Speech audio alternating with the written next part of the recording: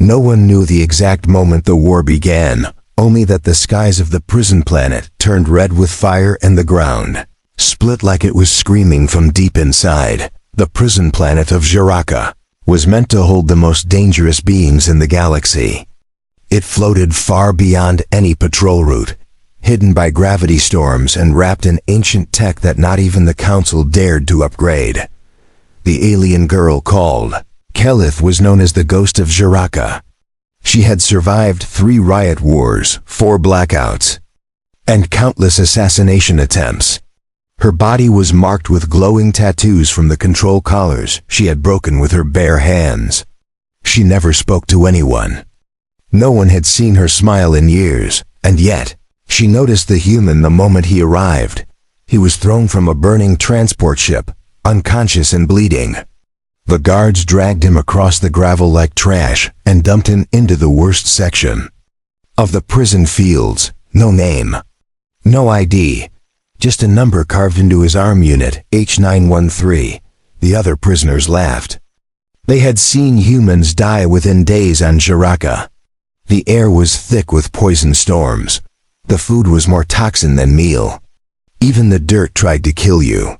But this human didn't die. He woke up in silence, sat up, and stared at the horizon like he had seen it before. His skin bled from the acid winds. His muscles ached from gravity strain. But he stood. And he walked. Kelith watched him from the shadows. She knew warriors. She knew broken souls. But this man was different. He moved like he belonged to no one, and feared nothing. The guards tried to break him fast. They forced him into shock drills, sent him into the waste mines, starved him, burned him. Still, he came back every day, dirt-covered and silent. He never begged, never cursed, never even screamed. On the 5th day, one of the guards ordered him to kneel. The human looked at the alien with sharp blue eyes and replied with a question no one had ever dared to ask on Jiraka. Why? The blow that followed nearly broke his jaw, but Kelith saw it. The guard's hand shook afterward. For the first time, a prisoner had made them hesitate. Later that night, fire rained from the sky. Unknown ships entered Jiraka's atmosphere. Explosions tore through the eastern walls. Sirens echoed for hours. Panic spread through the prison. Like fire in dry leaves, power grids collapsed. Doors opened. Screams followed. Kelith moved through the chaos like a blade. She wanted to find an exit, but something pulled her back. Her steps turned without thought. Her heart pounded. She didn't stop until she found the human. He was protecting 2 young alien kids, shielding them behind a broken wall. Smoke and fire danced around him, but his eyes were steady. He wasn't just trying to survive. He was fighting to protect. Kelith stepped into the open, her presence like lightning in the storm. The human turned, expecting an enemy. She reached out her hand, glowing tattoos flickering with power. "Come with me if you want to live," she said in a voice like shattered ice and old flame. The human looked at her, not with fear, but recognition. He took her hand without a word, and together, they vanished into the dark smoke. That night, legends were born across Jiraka. The ghost of Jiraka and the human without chains had escaped Sector 9. Together, no one had ever done that before. The underground tunnels were ancient, older than the prison itself, built by a forgotten species that vanished before the Council claimed the planet. Kelith moved fast through the narrow path, her eyes glowing in the dark, the markings on her arms pulsing with each breath she took. The human followed behind her without a sound. His steps were heavy, but his presence was calm. He didn't ask questions. He didn't complain. He simply moved forward. They passed broken machines, strange carvings on the walls, and piles of bones that had long turned to dust. The tunnels whispered with old memories, and Kelith felt them crawl along her skin. She had walked these tunnels only once before, years ago, during the second uprising. That time she had turned back. This time, she kept going. The human spoke his first words since the escape. "How far does this go?" he asked. His voice was quiet, but there was strength in it. Kelleth looked back at him, her expression unreadable. "Far enough to vanish. If we're lucky," she replied without slowing down. Alarms still echoed above them, faint and distant, like angry ghosts chasing behind. The prison was burning, and no one knew who started the war or why the systems failed. "Do you have a name?" Kelleth asked as they turned into a deeper corridor. She wasn't sure why she cared, but something about his silence made her curious. "Rye," he said. "Just Rye." It wasn't much, but it was more than she expected. "Kelleth," she said back. Her name didn't need explanation. Everyone knew it on Jiraka. To some, it meant danger. To others, hope. But to most, it meant death. A sudden tremor shook the tunnel, sending dust and rock raining from the ceiling. Rye shielded Kelleth by instinct, pushing her against the wall as chunks of debris fell. When it stopped, she stared at him, confused. No one had ever done that before. No one had ever protected her. They kept moving. Time meant nothing in the tunnels. Hunger scratched at their stomachs. Thirst burned in their throats. But neither of them stopped. Eventually, they reached a sealed door, half buried in stone. Kelleth placed her hand on the control pad. Her markings lit up, feeding power into the ancient tech. The door groaned open, revealing a wide chamber filled with rusted vehicles and a broken escape pod that looked half-crushed by a cave-in. "This is it," she said. "One chance. No second try. We fix that pod or we die here." Rye walked toward the wreckage, examining the damage. "I can fix it," he said calmly. "But I need time, maybe hours. Maybe a day." Kelleth nodded. "You have one night. After that, the purge teams will be here. And if they find us, they won't arrest us. They'll burn the whole sector." As Rye got to work, Kelleth stood watch, her senses sharp. Her blades were ready, her body tense. But her thoughts kept drifting to him. He didn't act like the other prisoners. He wasn't loud or cruel. He didn't brag or try to dominate. He worked with his hands. He thought before he moved. He felt like something else entirely. When the lights flickered and the tunnel groaned again, she expected fear in his eyes. But all she saw was focus. He pulled wires, rewrote code on the rusted panel, and even used a shard of his own ID tag to replace a missing circuit. By morning, the pod hummed with weak power. It wasn't flight ready, but it could move. Enough to reach the next sector, or maybe the old cargo port, if it still existed. Rye slumped against the wall, exhausted but alive. Kelleth sat beside him, handing him a small metal flask filled with filtered tunnel water. He took a sip, then handed it back. "Thanks," he said simply. She stared at him for a moment, then looked away. "Why did you save those kids?" she asked. He didn't hesitate. "Because no one else would." For the first time in years, Kelleth smiled. Not a big smile, just a flicker. But on this planet, even a flicker could start a fire. And fire was exactly what Jiraka feared the most. The old escape pod rumbled to life, metal shaking as power surged through its broken systems. Kelleth stayed alert as Rye sat in the pilot seat, typing commands into the cracked console. Sparks flew, and the display blinked with warnings neither of them could read. The pod wasn't built for two people. It was designed for short-range emergency ejections, not for breaching atmosphere and surviving beyond prison zones. But Kelleth didn't care. This was the first time she had seen real motion beyond the cell walls. Even a failed escape was better. Then another day in chains. The pod skidded through the tunnel rails, screeching past collapsed arches and rusted gates. Steam burst from the floor grates. Warning lights painted the walls red and white. She stood by the door, her eyes locked ahead.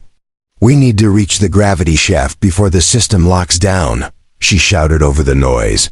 Rye nodded without looking up. "We've got one shot. If we miss the exit point, we hit the inner walls." There won't be a second chance. Behind them, distant howls echoed through the tunnels. It wasn't just guards anymore. Something else had been unleashed during the blackout. The prison had more than inmates. It had creatures, experiments, failures hidden by the council. And now they were free. Caliph could feel it in the air. The shift. The rage. The weight of something ancient crawling closer with every passing second. The pod slammed into a blockade.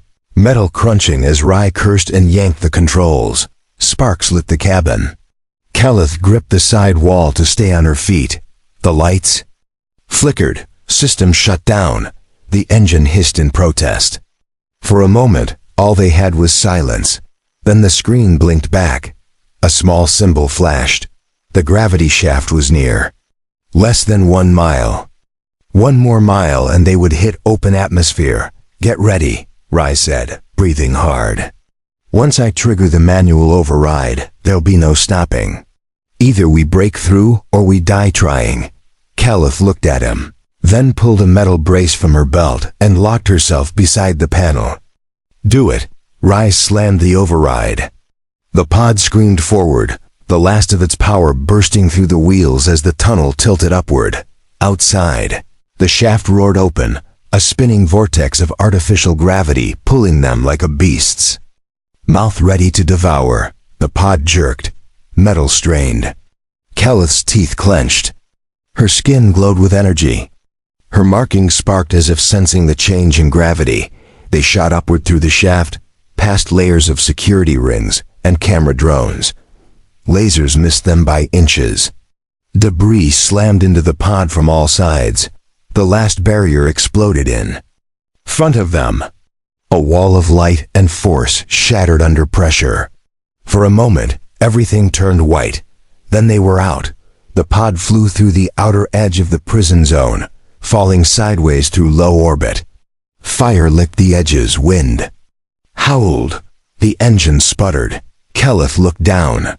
The world beneath them was wide and cracked, filled with burning towers and ruined cells. Jerika looked like a dying god. We can't go back, she said softly. Rai nodded. We won't. The pod crash-landed in a frozen ravine, far beyond the surveillance zones. Metal bent. The hatch snapped off. Smoke poured into the sky. Caliph crawled out first, dragging Rai behind her. He was bleeding, his arm torn from the impact, but he was breathing. He was alive. They sat in the snow, steam rising around them. Neither spoke for several minutes. The silence was colder than the wind. Then Caliph said, You fought for us. You didn't even know who we were, but you still fought. Why? Rai blinked slowly, his breath fogging in the air. Because I know what it's like to be forgotten. She didn't reply, but her hand touched his shoulder gently. It was the first human contact she had allowed since her capture years ago. From the cliffs above, a shadow moved. Someone had seen them. And the prison was already sending something worse than guards. Caliph stood tall, her eyes narrowing as her markings flared once again. The escape was just the beginning. Asterisk. The wind across the frozen ravine sliced through. Flesh like knives, but Caliph didn't flinch. Her eyes were fixed on the high ridge where the shadow moved. It was tall, armored, and unlike any prison guard she had ever seen. Rai struggled to his feet, clutching his injured arm. His face was pale, but his jaw was set. That thing followed us from the facility, he said. Caliph narrowed her eyes. It's not a thing. That's a hunter-class synth. They don't chase prisoners. They erase them. The synth leapt down the cliff with smooth precision. It landed silently in the snow, steam hissing from its joints. Caliph turned to Rai. Run left. There's a cave beneath the rock shelf. I'll distract it. Rai didn't move. You can't fight that alone, he said firmly. Caliph's markings flared like fire. I don't need to win. I just need to buy us time. She sprinted forward, blades sliding from her wrists, her body moving like a shadow cutting through the storm. The synth responded instantly. charging toward her with inhuman speed. Snow exploded under its feet. Its arms transformed into energy blades mid-run. Caliph rolled beneath the first strike, her blade slashing across its leg. Sparks flew, but the synth didn't slow down. It countered fast, swinging both blades in a deadly arc. Caliph ducked, then spun, slicing through one of its joints. But it was like cutting steel wrapped in lightning. Back near the rocks, Rai found the cave entrance. He used a broken piece of pipe to clear the snow, then turned to see Caliph tossed across the ice. She hit the ground hard but rolled with the impact, coming back up in a crouch. Her breath steamed in the cold, but her eyes burned with fury. The synth advanced, one arm sparking and damaged. Its voice crackled from within. Target marked for elimination. Human companion must be neutralized. Caliph smiled. You can try. She leapt again, this time aiming for its neck. The synth caught her mid-air, slamming her to the ground. It raised its blade, but a sharp metal rod hit it from behind. Rai had thrown it with all his strength. The rod pierced a vent on its back, triggering a burst of steam. The synth twisted in pain, giving Caliph the moment she needed. She drove both blades into its chest and yelled as the markings on her skin surged with raw energy. Lightning burst from her arms, straight into the synth's core. The explosion knocked both of them back. The synth fell into the snow, smoking and still. Caliph lay on her back, panting, blood running from her lip. Rai crawled to her side, his hand pressing against the gash on her side. You're insane, he muttered. You helped, she said without opening her eyes. He let out a tired breath and helped her sit up.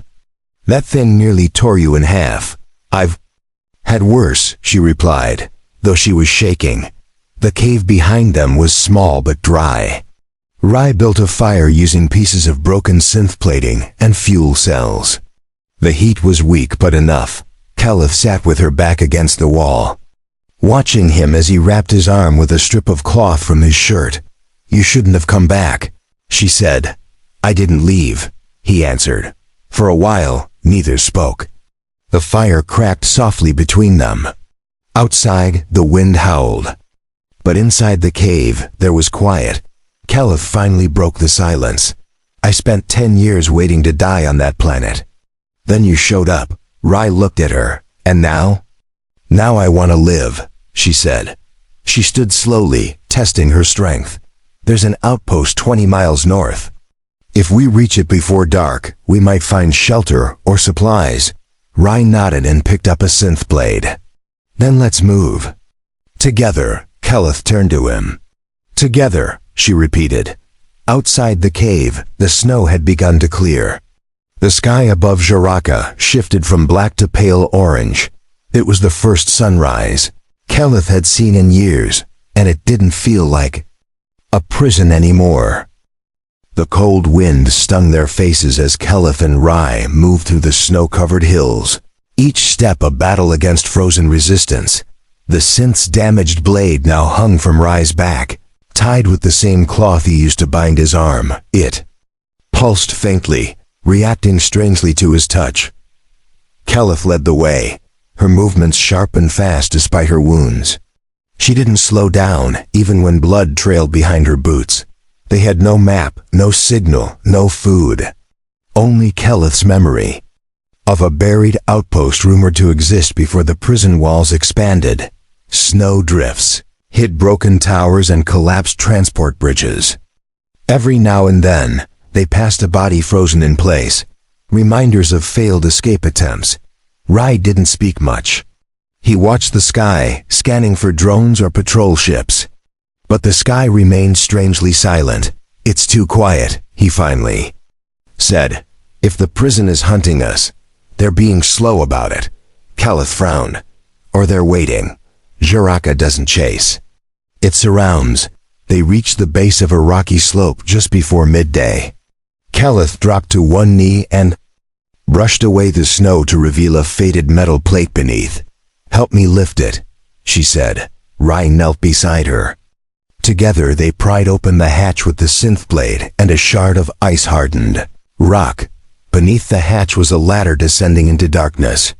A faint chemical smell drifted upward, like old oil and buried time. Caliph took a deep breath and climbed down first. Her boots echoed against metal rungs. Rai followed, the hatch closing above them with a solid thud. The tunnel below was narrow and lined with pipes. Emergency lights blinked red every few seconds, enough to guide them deeper. They passed long dead terminals and flickering display screens showing corrupted code. This place had once connected parts of the planet's surface, before it was cut off from all access. At the end of the tunnel, they reached a door marked with ancient warning symbols. Caliph placed her palm on the scanner and waited. The door clicked open slowly, revealing a chamber filled with crates, lockers, and broken machinery. It smelled like dust and silence. This was an old emergency bunker, she said. Before the war, before the prison grid covered this side of the world, Rai searched quickly. He found rations, old uniforms, and a small medical kit. The supplies were limited but life-saving. Caliph slumped against the wall, finally letting herself rest. Her side ached from the fight with the synth, and her vision blurred slightly. Rai crouched beside her and began treating the wound with shaking hands. He wasn't a doctor, but he had seen enough pain to know what to do. You shouldn't have pushed so hard, he said while wrapping the gauze. You would have done the same, she replied. He smiled faintly. Maybe, but I'm not made of fire like you. Caliph chuckled softly. It was a strange sound in the quiet room, almost too human for someone like her. They shared a packet of dry rations and drank from a canteen of melted snow. For the first time since escaping, they felt safe. But safety never lasted long on Jaraka. As night settled above, the bunker lights dimmed. A soft beeping echoed from the far corner. Rai stood and followed the sound to a console, still pulsing with power. He touched the screen. A message blinked back in red. Zone breach detected. Coordinates locked. Strike team en route. Caliph stood beside him, reading it over his shoulder. They found us, she said simply. How long? Rai asked. An hour. Maybe less. He looked around the room. Can we defend this place? No, but we can make sure we don't die here. She opened a crate and pulled out 2 power cells and a signal disruptor. We send a false echo signal. They'll hit the wrong coordinates. It buys us a few hours. Rai helped set it up. As the device hummed to life, the console map showed a red dot shifting eastward, away from their location. Caliph nodded. It worked. For now. Rai looked at her. So what's next? Caliph stared at the screen. We stopped running. Her voice didn't shake. Her eyes didn't blink. Something inside her had changed. She was no longer escaping. She was preparing to strike back. Asterisk. The morning was gray and bitter as Caliph and Rai stepped out of the hidden outpost, the cold air biting against their skin. The signal disruptor was still humming below, keeping the enemy off their trail for a few more hours. It was a temporary shield over a permanent danger. Caliph had a plan now, not just survival, not just escape. She wanted to strike the core of Jaraka's system and break its chains completely. The prison has a central command uplink, she told Rai as they climbed the slope. If we reach it, we can disable tracking, weapon control, even launch doors. Rai nodded, his breath visible in the cold. You think we can get inside? She paused and looked at him. We already got out. Now we get in. The route to the uplink tower passed through an old ruins sector, once part of a city before the council converted it into containment grounds.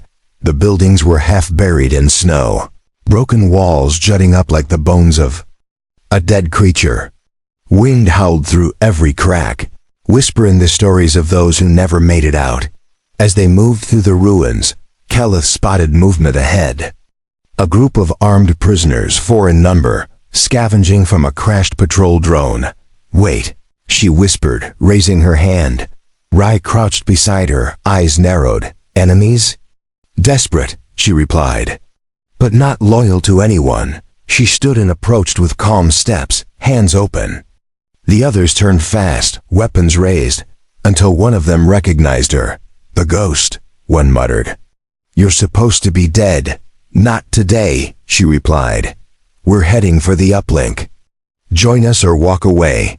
The leader, a tall alien with yellow eyes, stared hard at her. You want to break the whole system? Yes, she said without hesitation. He looked at his group, then lowered his weapon. We're in. With 6 of them now moving together, their chances had increased. But so had the risks. By noon they reached the base of the uplink tower. It stretched into the clouds, surrounded by ice-coated fences, guard towers, and automated cannons. The front entrance was suicide. Keleth pointed to a frozen drainage tunnel that led beneath the facility. This was part of the old stormwater line. If it hasn't collapsed, we can get in through maintenance levels. They crawled inside one by one. The tunnel dark and narrow. Ice cracked beneath their hands as they moved, breaths slow and careful. Inside the tower base, the air grew warmer. They passed humming walls and glowing lights. The deeper they went, the more active the systems became. Keleth stopped near a locked door. Behind that wall is the uplink core. Rai examined the panel. Encrypted. Military grade. One of the new allies, a tech specialist named Mora, stepped forward. I can get through it. Just give me cover. Keleth and Rai stood guard. As Mora worked, the others formed a tight perimeter, weapons ready, hearts pounding. Alarms began to buzz overhead. The system had sensed movement, intruders in its veins. Lights turned red. Voices echoed from the stairways above. We've got incoming, one of the scavengers said. Hold them, Keleth ordered. We finish this now or we die here. Rai stood beside her, weapon raised, calm and steady. Let them come, Mora shouted behind them. Done. I'm in. Say the word, and I'll trigger the full pulse. Keleth turned to Rai. He gave a single nod. She looked back at Mora and spoke one word. Now. The console lit up, and a shockwave of electric blue surged through the tower. Systems blinked. Cannons deactivated. Tracking grids failed. Command links dropped. Across the entire prison world, walls opened. Collars lost signal. Drones crashed. The whole system began to fall apart from its core. Keleth exhaled slowly. We did it. Not yet, Rai said. We still have to get out alive. Explosions rocked the floor as reinforcements stormed. Keleth led the charge forward, her blades flashing in the red light. They weren't just escaping now. They were tearing the system apart from the inside. The hallway shook as another blast tore through the lower levels of the uplink tower. Keleth pushed forward, her blades coated with scorched metal and synth oil. She had taken down 3 guards already, but more kept coming. Rai stayed close, his stolen plasma rifle glowing hot. He moved with precision, firing only when needed, saving every shot for a real threat. The prisoners who had joined them fought with desperation. They knew this moment might be their only chance at true freedom. Mora worked on locking down side doors to delay enemy reinforcements. Sweat dripped down her forehead as her fingers danced across glowing controls. Keleth reached the central access shaft where the emergency escape lifts were once used by command staff. Most had been sealed off years ago. This one might still work, she said, pointing to a half-buried console. Rai wiped ash from his cheek and checked the panel. The system's fried, but I think I can reroute it through the emergency grid. Keleth turned to the others. Cover him. We don't leave anyone behind. Blaster fire cracked down the hall as more synth soldiers arrived. They moved with mechanical grace, their eyes glowing red as they advanced. Keleth charged first, her body a blur of motion. She dodged low, struck fast, and dismantled one of the synths in seconds. The other prisoners followed her lead. The hallway turned into chaos. Sparks flew, metal screamed. Flesh and steel collided. Meanwhile, Rai pulled wires from the panel, connecting. Power cells from his belt. The lift blinked, groaned, and finally came alive. "Lift's working," he shouted. "But it's going to draw attention fast." Caliph knocked aside the last synth and dragged a wounded fighter toward the lift. "Then let it. We're done hiding." They piled into the lift, bloodied and breathless. As the doors slid shut, the sounds of war echoed behind them. The lift shot upward through the tower core, passing floor after floor of fire, broken glass, and emergency sirens. Rai leaned against the wall, panting. "We didn't plan this far." Caliph gave a half-smile. "Planning is for those who never tasted chains." The lift stopped near the convo. Upper deck, a hidden hangar once reserved for high-level council ships. A single vessel remained inside. It was small, old, and patched with repairs, but it had wings and engines. It was enough. Rai and Mora ran ahead to start the ignition.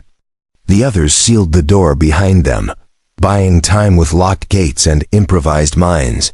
Caliph paused by the window, staring at the burning towers across Zaraka. Smoke filled the sky. Explosions rippled through control centers. The system was crumbling. "We changed something," she said quietly. Rai stepped beside her. "We changed everything." The ship's ramp lowered. Caliph helped the wounded aboard, then climbed in last. The engines roared to life, shaky but functional. As they lifted from the hangar floor, enemy fire struck the ceiling. The structure began to collapse, metal beams falling in waves. "Punch it," Caliph shouted. The ship blasted forward, crashing through the hangar gates and rising into the blood-colored sky. Below them, the prison world burned. Walls split open. Watchtowers fell. Drones spiraled out of control and crashed into the mountains. Caliph looked back one last time. The place that had once been her grave was now her battlefield, and she was not defeated. The ship cleared the atmosphere, engines straining. The console buzzed with alerts. Fuel low, navigation offline. Hull unstable. Rai fought the controls, guiding them toward the dark edge of space. They didn't know where they were going. They didn't care. What mattered was that they were free. They weren't done yet. Caliph placed a hand on Rai's shoulder. "The galaxy doesn't know what's coming." He glanced at her, eyes steady. "Then let's show them." The stars stretched out in every direction as the stolen ship drifted through the void. Caliph stood near the main viewport, her arms crossed, eyes locked on the endless black ahead. Behind her, the rest of the escapees worked quietly. Mora patched systems, others tended to the wounded, and Rai stayed at the helm, scanning for signals or threats. They had escaped Zaraka, but freedom came with questions. Where would they go now? Who would help them? What would happen next? Caliph knew the council would not forgive what they had done. Systems had fallen. Towers had burned.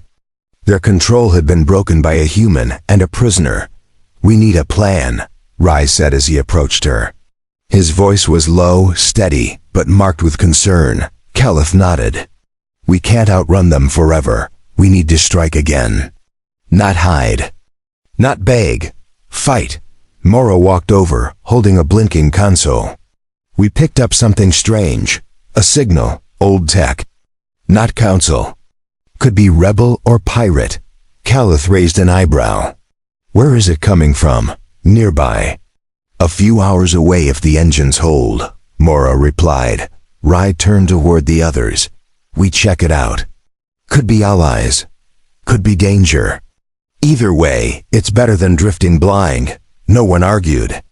They had all seen what Caliph and Rai had done. They had followed them through fire. They would keep following them now. The ship jumped into short warp, rattling under the stress. Lights flickered, metal groaned. But the hull held. When they arrived, the source of the signal became clear. A massive, hidden station nestled inside a hollowed-out asteroid. Its design was old, but still active. It's not on any chart, Mora said. This place shouldn't exist, Caliph smiled. Which means it's exactly the kind of place we need. The ship docked carefully. No weapons fired. No alarms. Sounded. A soft voice came through the comms. Unknown vessel. State your origin. Rai pressed the button. Jiraka, escapees, no threat. We're looking for refuge or resistance. There was a long pause before the reply came. Docking approved. Welcome to Haven 9. We've been expecting someone like you. The doors opened into a large chamber lit by pale blue lights. Armed. Guards stood on both sides, but their weapons were lowered. A tall woman with cybernetic arms stepped forward. Her uniform was patched, but her posture was firm. I'm Commander Yelna, she said. Welcome to the Forgotten. You're not the first to flee the Council, but you may be the loudest. Caliph stepped forward. We didn't flee, we fought. And we plan to keep fighting. Yelna studied her for a moment, then gave a slow nod. Then maybe you're exactly what we need. They were led deeper into the station, through long halls filled with old tech, scavenged parts, and people of many species. All of them bore marks of survival. A war council was forming. News had already spread of the prison revolt. The image of Caliph and Rai walking free had become a symbol. They stood in the chamber, surrounded by commanders, exiles, and rebels. All eyes were on them. Caliph spoke first. We took one world. But that's not enough. There are more like Jiraka. More prisons, more chains. We burn them all. Rai stepped beside her. And we show them that humans and aliens don't need to kneel to fear anymore. Silence followed. Then a cheer broke out. Fists raised. Voices shouted in agreement. Hope filled the room like fire rising in dry grass. That night, Caliph sat alone at the edge of the station, staring at the stars. Again, Rai joined her, holding 2 cups of heated liquid. He handed her one. You ever think we'd make it here? Caliph smirked. I didn't think I'd live to see the sky again. Rai sat beside her. We've started something big. Caliph nodded slowly. Let them come. Let the council try. We're not prisoners anymore. She raised her cup in the air, and Rai mirrored the motion. For the first time, she wasn't alone. She had a purpose. She had a name that would not be forgotten. And she had a war to win.